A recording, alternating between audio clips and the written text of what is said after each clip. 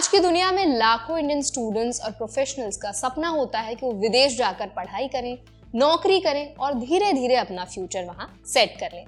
लेकिन पिछले कुछ समय में वो रास्ता जो पहले साफ और सीधा लगता था, अब मुश्किल होता जा रहा है। जो लोग पहले सोचते थे कि बस एडमिशन मिल गया या जॉब ऑफर मिल जाता है तो लाइफ सेट हो जाएगी, अब वही लोग कंफ्यूज, परेशान और कई बार स्कैर्ड नजर आ रहे हैं। और इसका रीजन है अलग अलग देशों में वीजा और इमिग्रेशन रूल्स का अचानक से सख्त हो जाना। तो इस वीडियो में आज हम डिटेल में समझेंगे कि किन देशों ने क्या चेंजेस किए हैं, क्यों इंडियन स्टूडेंट्स और वर्कर्स को सबसे ज्यादा असर पड़ रहा है, ये स्टडी वर्क सेटल वाला पुराने समय का रास्ता अब क्यों कॉम्प्लिकेटेड हो गया है, और सबसे इंपॉर्टेंटली अगर आप अब्रॉड जाने की प्लानिंग कर रहे हैं तो आपको किन बातों का ध्यान रखना चाहिए ताकि फ्यूचर में रिस्क कम हो। तो चलिए फिर जल्दी से वीडियो को शुरू कर देते हैं। हाय, मेरा नाम है वर्षा दुबे और आप मुझे देख रहे हैं एनबीटी टेक एड पर।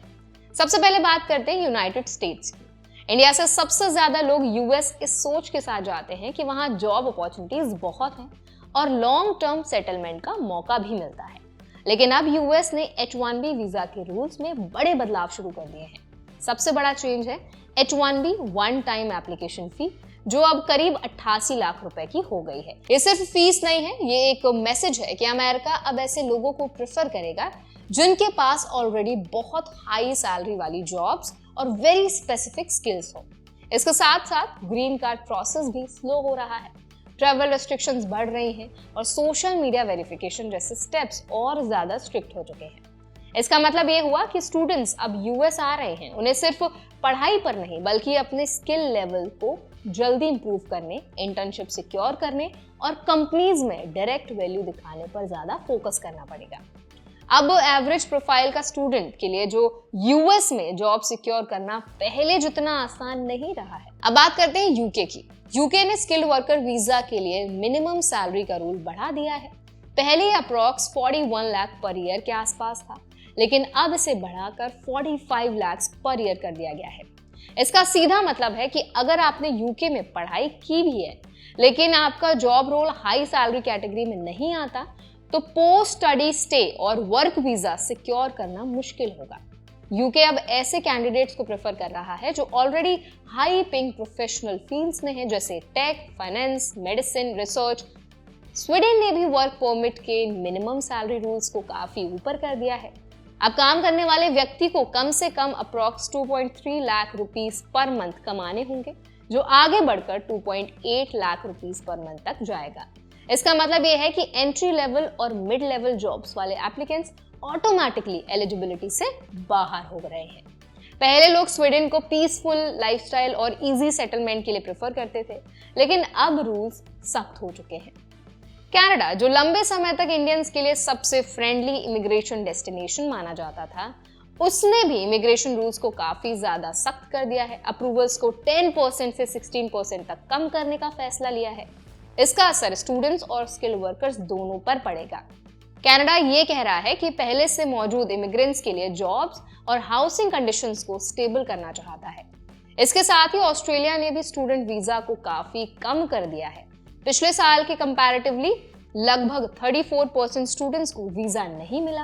दोनों देशों का फोकस अब नेट माइग्रेशन नंबर्स को कम करने पर है। इन सारे बदलावों का सबसे बड़ा असर इंडियन स्टूडेंट्स पर पड़ रहा है। रीजन बहुत सिंपल है। इंडिया से हर साल लाखों स्टूडेंट्स और प्रोफेशनल्स बाहर जाते हैं और उनमें से बहुत सारे लोग मिड लेवल जॉब्स और एवरेज सैलरी वाली कैटेगरीज में अप्लाई करते हैं। लेकिन अब मेजॉरिटी कंट्रीज उन कैटेगरीज को ही रिस्ट्रिक्ट कर रही हैं। इससे 3 बड़े कॉन्सिक्वेंसेस निकलते हैं। पहला, कॉस्ट बढ़ गया है, चाहे वो ट्यूशन फीस हो, वीजा फीस हो या सेटलमेंट का बजट। टोटल खर्च पहले के कंपैरेटिवली कई ज्यादा बढ़ चुका है। दूसरा, वर्क अपॉर्चुनिटीज कम हो गई है। अब सिर्फ पढ़ाई करने जाना काफी नहीं है, आपको अपने स्किल्स को बहुत स्ट्रॉन्ग बनाना पड़ेगा ताकि आप एलिजिबल रोल्स में आ सकें। तीसरा, पाथवे टू सेटलमेंट बहुत ज्यादा अनसर्टेन हो गया है। पहले लोग क्लियर टाइमलाइन फॉलो कर लेते थे, लेकिन अब रूल्स हर कुछ महीनों में बदल रहे हैं। अब सवाल यह है कि करना क्या है। तो सबसे इंपॉर्टेंट स्टेप है वीजा एलिजिबिलिटी को पहले से ही समझना। बिना इमोशनल डिसीजन लिए किसी भी देश में जाने से पहले ये चेक करें कि आपका जॉब प्रोफाइल किस सैलरी ब्रैकेट में आता है। सिर्फ रिव्यूज और यूट्यूब ब्लॉग्स देखकर डिसीजन लेना बहुत ज्यादा रिस्की है। दूसरा स्टेप, आपका स्किल लेवल हाई होना चाहिए। जितनी ज्यादा आपकी डिमांड होगी इंडस्ट्री में, उतना कम चांसेस होगा कि वीजा रूल्स आपको इम्पैक्ट करें। एवरेज प्रोफाइल के साथ आज अब्रॉड जाना बहुत ज्यादा रिस्की हो चुका है। तीसरा स्टेप है, बैकअप प्लान जरूरी है। अगर किसी एक कंट्री ने रूल्स बदल दिए तो आपको पूरा करियर आपका जो है वो रुक जाएगा। ऐसा नहीं होना चाहिए। ऑल्टरनेटिव डेस्टिनेशंस और इंडिया में फॉल बैक ऑप्शंस दोनों मेंटेन करें। चौथा स्टेप है, मेंटल एक्सपेक्टेशन रियलिस्टिक रखें। फॉरेन लाइफ सिर्फ क्लीन रोड्स और फैंसी लाइफस्टाइल नहीं है, वहाँ प्रेशर भी है, कंपटीशन भी है, आपको अकेलापन भी फील होगा, स्टेबिलिटी जो है ना उसके लिए भी आपको फाइट करनी पड़ेगी।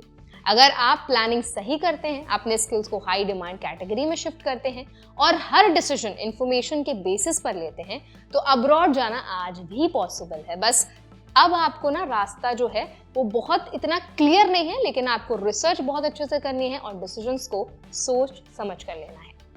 तो आई होप ये वीडियो आपके लिए हेल्पफुल रहा होगा। इस पूरे वीडियो पर अगर आपका कोई ओपिनियन है, आप कोई राय हमारे साथ शेयर करना चाहते हैं, तो जरूर बताइए हमें कमेंट सेक्शन में। ऐसे और भी अपडेट्स के लिए, वीडियोस के लिए, इन्फॉर्मेशन के लिए हमारे चैनल एनबीटी टेक एड को भी जरूर सब्सक्राइब करें।